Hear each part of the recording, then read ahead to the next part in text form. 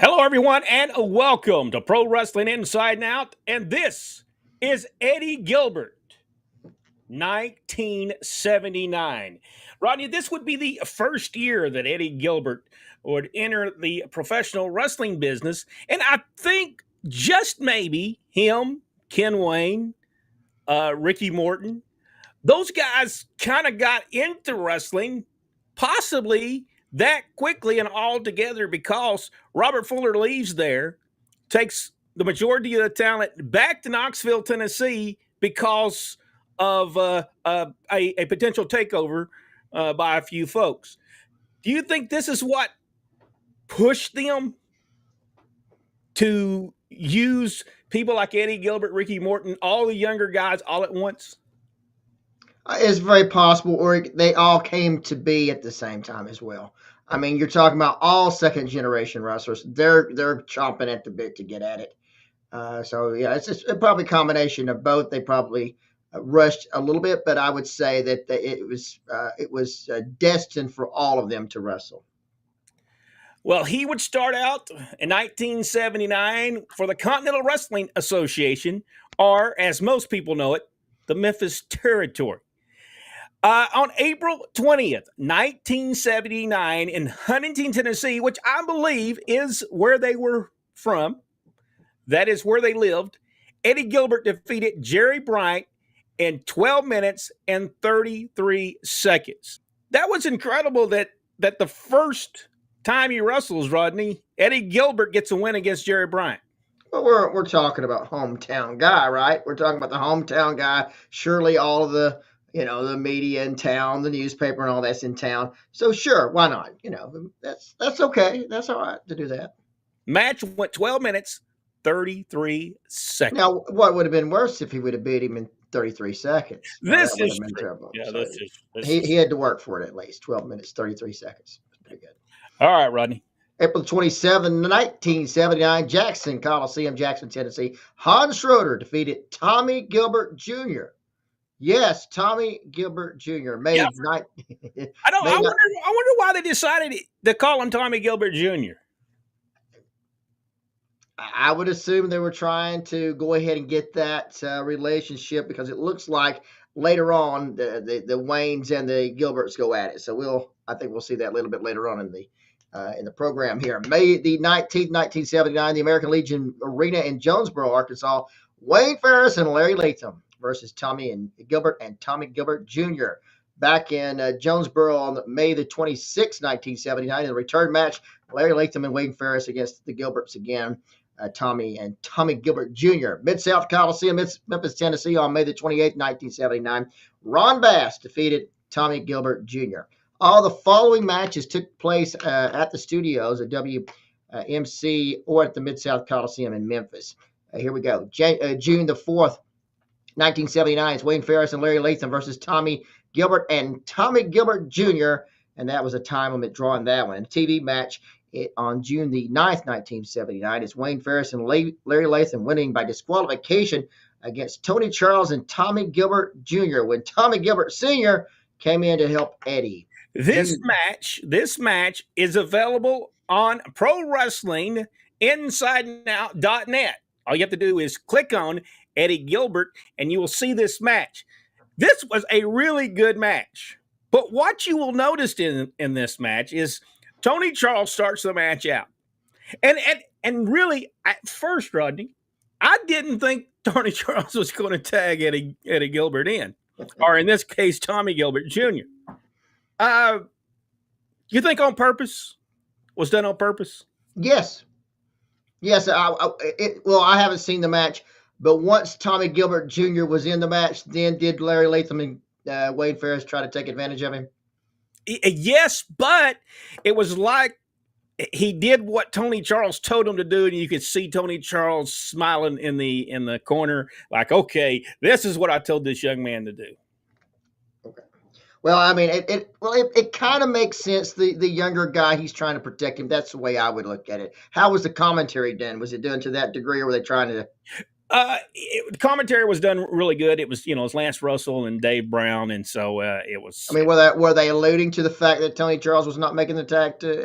No, they never did that. It was They just never. something that this is a perception of your own. So apparently that's the way the match was worked for sure. For Yes. sure. Okay, then we come up on June the 11th, 1979. It's Larry Latham, Wayne Ferris defeating Tommy Gilbert and Tommy Gilbert Jr. Now on June 18th at the Mid South Coliseum, there's a match between Ken Wayne and he defeated Eddie Gilbert. This match is really good because uh, Tommy Gilbert, now that by this time, they are not calling him Tommy Gilbert Jr. anymore. By June 18th, he is called Eddie Gilbert, not Tommy Gilbert Jr.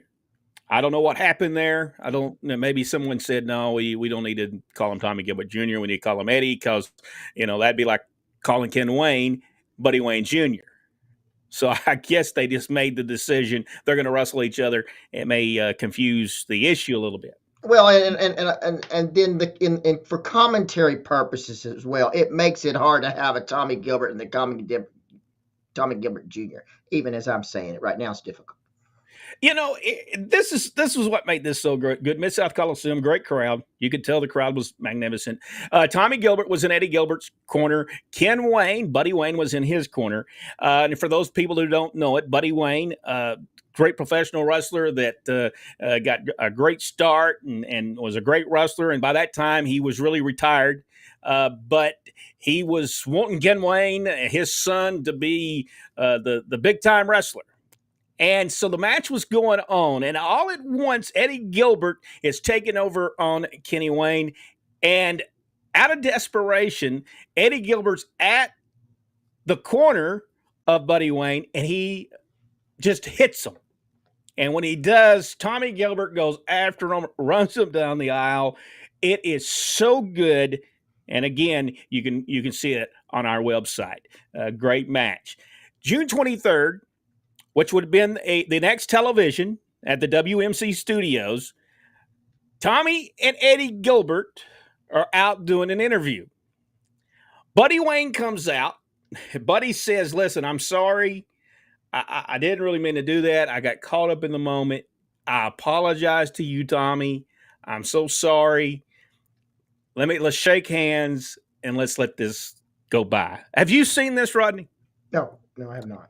He says, okay, that's fine. But Tommy says the one thing he says to him, he says, that's fine and dandy. We're going to have this one match at the Mid South Coliseum.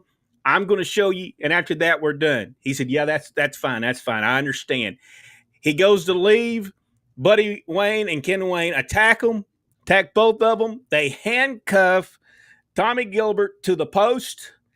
He can't get away, and they just beat Eddie Gilbert to death in there. I mean, they're beating him and beat him with Tommy Gilbert handcuffed to the corner. It was so good because Tommy Gilbert was yelling at the police, was yelling at everybody. Do you not have a key? Somebody not have a key. They were over there. They were trying to get keys to unlock it. It was really well done. And what made it even better is they had to show matches from the arena because Tommy Gilbert was still handcuffed to the so they just didn't take him right out of it. That's great. Just Good stuff. Very good stuff. Yeah, and it was so good, and it was television, and it was building up to June 25th, 1979, in Mid South Coliseum. Tommy and Eddie Gilbert against Buddy and Ken Wayne. They called it the father and son match. And that match is very good as well. Also available on our website, and you can go and see that. Because what we wanted to do, everything we talked about here, we wanted a place where people could go and see exactly what we're talking about. And you can go to our website, ProWrestlingInsideOut.net, and see that. Then on July 2nd, 1979, they have a return match at the Mid South Coliseum. Buddy and Ken Wayne defeated Tommy and Eddie Gilbert. Rodney? All right, it continues on July the 9th, 1979, as Tommy and Eddie Gilbert defeat Kenny Wayne and Buddy Wayne by disqualification. July the 16th, 1979, it's Randy Tyler and Eddie Gilbert defeating Hans Schroller and Gestapo. I'll say that eventually. Gestapo. Eventually, I'll get it right. Gestapo. There we go. July the 21st, 1979. We're back in the studios in Memphis as Tommy and Eddie Gilbert defeating Larry Latham and Wayne Ferris by disqualification. And then on July the 23rd, 1979, Ricky Morton and Eddie Gilbert defeat Ken Wayne and the Hangman. And then on August the 5th, 1979, the WMC studios, we will see Wayne Ferris and Larry Lathan defeat Tommy and Eddie Gilbert. And the AWA Southern Tag Team titles on the line. Wayne Ferris, Larry Lathan was the champions. As of yet, Danny Davis was not there yet. All right, then we come up on August the 6th, 1979. Tommy Gilbert and Eddie Gilbert defeated Bub Smith and Bo Taylor. On August the 11th, we're back at the TV studios in Memphis, Tennessee. It's Bill Dundee, Ricky Morton, Tommy Gilbert, and Eddie Gilbert defeating Kenny Wayne, Buddy Wayne, Pete Austin, and Ron Bass. What a tremendous match that to be. I have a feeling, though, that Pete Austin lost that match. It might be. It could have. And I would say with as many people in it, probably went most of the show, if you honestly. August the 13th, 1979, Wayne Ferris and Larry Latham defeated Tommy and Eddie Gilbert. And, of course, Wayne Ferris and Larry Latham were the AWA Southern Tag Team Champions, and that was a title match. TV match again, back at the television studios in Memphis on August 18th, 1979. It's Tommy and Eddie Gilbert defeating versus Wayne Ferris and Larry Latham, 2 out of 3 falls, and the match ended in a time limit draw. August 20th, 1979, Michael Hayes and Terry Gordy defeated Tommy and Eddie Gilbert. Then we have on August the 25th, 1979, back at the studios in Memphis, Tennessee, Wayne Ferris, Larry Latham defeat Eddie Gilbert and Steve Regal. And for those of you who know a Steven Regal, this was the original Steve Regal. Tremendous wrestler. Just an awesome wrestler. I think some people might remember him teaming with Jimmy Garvin in the AWA.